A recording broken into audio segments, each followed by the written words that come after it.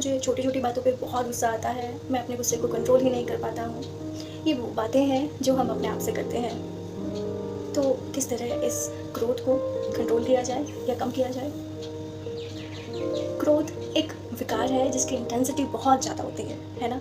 क्योंकि आपने बहुत बार सुना होगा कि क्रोध में कोई किसी की हत्या भी कर देता है। इसका आवेग बहुत अधिक होता है, लेकिन इसकी जो टाइमिंग है वो बहुत कम है। मतलब अगर आपको गुस्सा आएगा तो वो 30 मिनट मैक्सिमम टाइम लगा दीजिए कि आप उस गुस्से में रहेंगे, और फिर आप अपनी मानसिक स्थिति जो कि पीस है उसमें वापस आ जाते हैं। उस दौरान आपको वो गुस्सा कंट्रोल करना है ना? और इसके लिए बहुत सारी विधियाँ हैं, जैसे कि ओशो बोलते हैं कि इस तरह जब भी आपको कोई क्रोध आए तो उस स्थिति में आप कोई भी शारीरिक रूप से क्रिया करने से बचिए। जैसे कि आपको किसी को कुछ नहीं बोलना है और शांत रहना है, ठीक है? आपको आप लिख कर अपने भावों को व्यक्त कर सकते हैं जो आपके मन में चल रहे हैं। और आप देखते हैं कि जब आप क्रोध की स्थिति में होते हैं तो आपकी पूरी बॉडी शिवरिंग करने लग जाती है ना?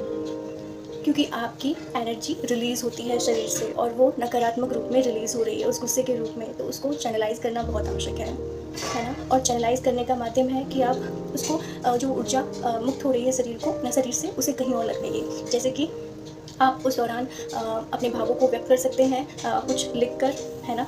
या फिर आप अपने आप को किसी और चीज़ में एंगेज करके उस जो गुस्सा है उसे शांत कर सकते हैं, और अपनी एनर्जी का भी सकारात्मक यूज़ कर सकते हैं। ओशो कहते हैं कि उस दौरान आप गार्डनिंग कीजिए, और एक बहुत अच्छी विधि है। जो ये विकार होते हैं ये हमारी एनर्जी का व्यर्थ में व्यय कर देते हैं, जिसे हम नकारात्मक व्यय के रूप में देख सकते हैं।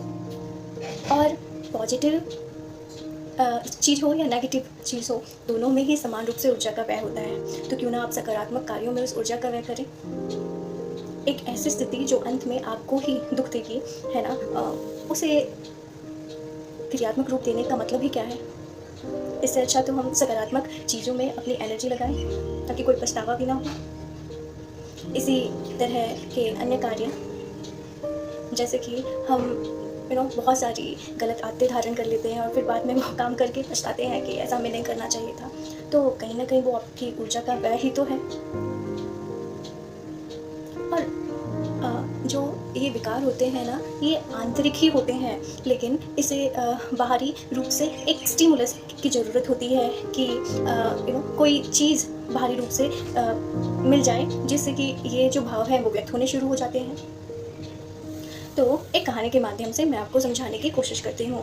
तो होता क्या है, एक बार एक मॉन्क होता है, भिक्षु होता है, और वो मेडिटेशन करने के लिए एक शांत जगह की तलाश में होता है। वो एक झील के किनारे जाता है और वहाँ पे एक नौका होती है। तो वो नौका को झील के बीच में ले जाता है और वहाँ पर शांत रूप से मेडिटेशन करने लग जाता है। और आधा घंटा लगातार शांत रूप से मेडिटेशन करने के बाद उसे एक आभास होता है कि उसकी नौका को किसी ने धक्का मारा। तो वो बहुत ही क्रोधित हो जाता है। दोबारा वो मेडिटेशन में बैठ जाता है, तभी दोबारा एक और झटका उसे लगता है, और वो एकदम से क्रोध करने के लिए एकदम से अपनी आँखें खोलता है। तभी वो देखता है कि जो एक और नौका है वो झील के बीच में है, और उस नौका जो खुली हुई थी उसका झटका उसे लग जाता है। तो वो समझता है कि क्रोध तो कहीं ना कहीं मेरे ही अंदर था, बस उसे एक तत्व की आवश्यकता थी बाहरी रूप से प्रकट होने के लिए, और इस कारण वो प्रकट हो जाता है। तो यही होता है हमारे साथ भी। जब हम क्रोध करते हैं तो हम बोलते हैं हमें उसके कारण क्रोध आया, है ना? या फिर इस चीज़ के कारण क्रोध आया, लेकिन वास्तव में क्रोध तो हमारे ही अंदर है, बस उसे किसी उकसावे की ज़रूरत है।